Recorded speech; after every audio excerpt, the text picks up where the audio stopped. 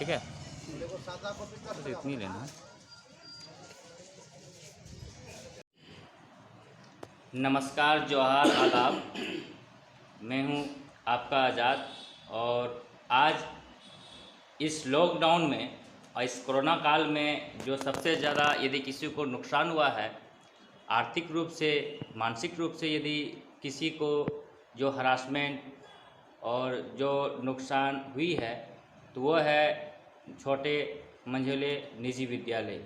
उसी क्रम में आज दुमका जिला के प्राइवेट स्कूल एसोसिएशन के नगर अध्यक्ष वसीम अंसारी जी हमारे बीच में हैं। जानेंगे कि इस कोरोना काल के दरमियान में उन्हें किस किस तरह के परेशानियों का सामना करना पड़ा, और अभी तक स्कूल नहीं खुल पा रहा है, तो आने वाले समय में बच्चों का भविष्य क्या होगा, और जो शिक्षक और जो भी लोग इस स्कूल से डिपेंड थे उनके साथ क्या हो रहा है, अब उसकी आर्थिक स्थिति पर कितना बोझ पड़ा है।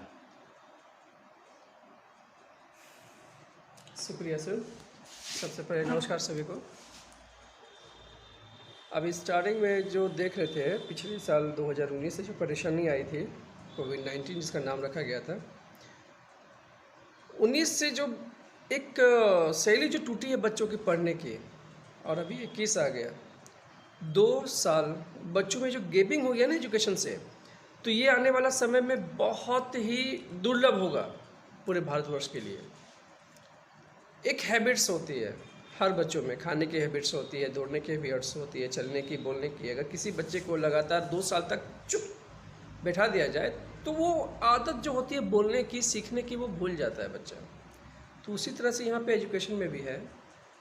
लगातार 2 साल से बच्चे बैठे हुए हैं। ऑनलाइन एजुकेशन तो सभी को पता है कि क्या एजुकेशन क्या मिलती है। जो एजुकेशन स्कूल में पूरे टीचर्स और सारे सब्जेक्ट के साथ जो पढ़ाई होती है वो, और ऑनलाइन में बहुत अंतर है। ऑनलाइन में क्या है आप समझ रहे हैं, ऐसा कुछ होने को नहीं है। मानसिक विकास है, कोई विकास हो नहीं रही है बच्चों की। तो सरकार को यहाँ पे थोड़ा सा एक गहराई से सोच लाना होगा कि कम से कम बच्चों के प्रति जो है कि अच्छा सोचे। मुझे लगता है कि सरकार कहीं ना कहीं बच्चों के साथ दुष्व्यवहार कर रहे हैं।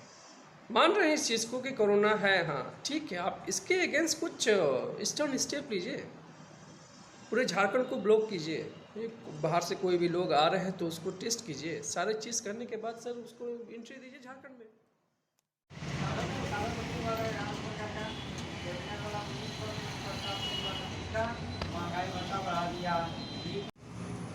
और इसी बीच हम आए हैं लिंगुआ इंटरनेशनल स्कूल के सचिव शंभू कुमार गुप्ता जी से। अब जानेंगे इनसे इनके जुबान पर कि क्या हाल आजकल इनका चल रहा है। सर, ये 16 महीना से स्कूल बंद है और सारा का सारा कोचिंग सेंटर बंद है। हम लोग सारा एजुकेशन में ही कमाते हैं, उसी में चलता है। परिवार की ये दयनीय स्थिति हो गई है, ना घर में खाने का सामान बचा, ना लड़ने के लिए शरीर में ताकत बचा। अब कब खुलेगा? कोरोना तीसरा लहर चल रहा है, चौथा आएगा, 5वां आएगा, मर ही जाएंगे हम लोग, तब लग रहा है खुलेगा स्कूल। इसलिए स्कूल खोलने के लिए सरकार कुछ सोचे, या कुछ ना सोचे तो हम लोग को कुछ मुआवजा दे, बेसिक कम से कम पैसा दे कि जीविका अर्जन भी कर पाएँ, ताकि परिवार चला पाएँ। अच्छा, बहुत सारे स्कूलों को ग्रीन कार्ड वो लोग नहीं बनाए हुए थे या राशन कार्ड नहीं है, तो उसके बारे में क्या कहना चाहते हैं कि अब स्कूल वालों के लिए कोई ऐसा कार्ड वगैरह बनाए ताकि सरकारी मदद मिल सके? अगर स्कूल वाले लोगों का किसी का राशन कार्ड की ज़रूरत था भी नहीं, पड़ा भी नहीं, लेकिन अभी सारे स्कूल, छोटे स्कूल वाला का ज़रूरत है कार्ड का, जैसे कि बेसिक उसको चावल दाल भी अगर मिल जाए तो कम से कम वो बेसिक नीड्स खाना उसको मिल सके। इसलिए कार्ड बहुत ज़रूरी है, सबको दिया जाए कार्ड।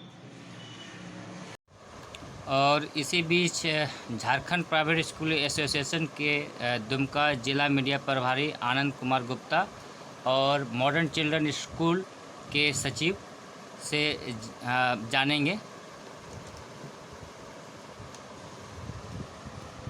धन्यवाद।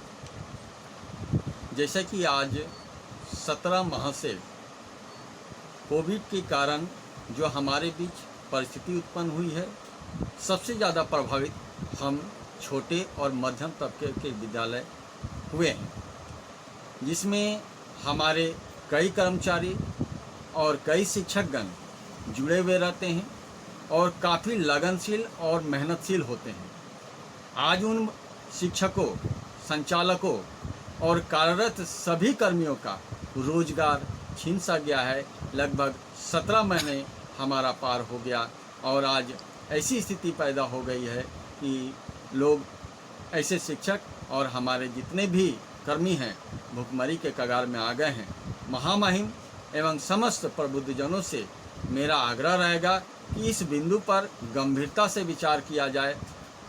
कम से कम विद्यालय को निश्चित मापदंड दे करके और दिशा निर्देश दे करके विद्यालय खोलने की सरकार अनुमति हमें प्रदान करे, या नहीं तो फिर हमें जब तक इस परिस्थिति अनुसार अगर विद्यालय नहीं खुलता है तो हमें राहत मुहैया कराई जाए।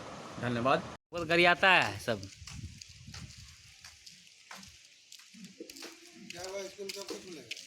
खुलेगा खुलेगा। ठीक, हाँ बोलिए।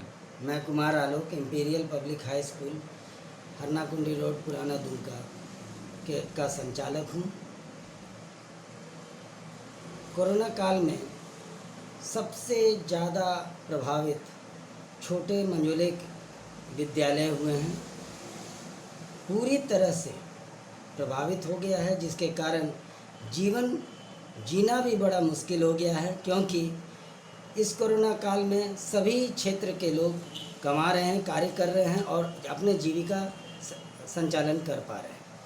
एक विद्यालय ही है जो अपना जीविका संचालित नहीं कर पा रहा है, क्योंकि मेरे विद्यालय में बच्चे जो पढ़ते हैं वो इस क्षेत्र के हैं जो सक्षम नहीं हैं कि वो ऑनलाइन पढ़ाई कर सकें। ऐसी परिस्थिति में उनका पढ़ाई भी बाधित हो रहा है और हमारा विद्यालय में जो कार्य कर रहे सभी शिक्षक, शिक्षिकाएं और अन्य नॉन टीचिंग स्टाफ्स हैं, उनको वो सारी सुविधाएं मिलनी चाहिए, वो नहीं मिल पा रहा है, जिसके कारण उनका अर्थव्यवस्था इतना खराब हो गया है कि शायद उनको अपने जीवन को चलाने में भी अत्यंत कठिनाई का सामना करना पड़ रहा है। न किसी सरकारी, गैर सरकारी किसी भी संगठन से कोई मदद नहीं मिल पा रही है, जिसके कारण हम ये समझ पा रहे हैं कि यदि यूं ही ऐसा ही चलता रहा तो आने वाले वर्ष में ये बहुत ही भयावह रूप लेगा और शायद ये सरकार को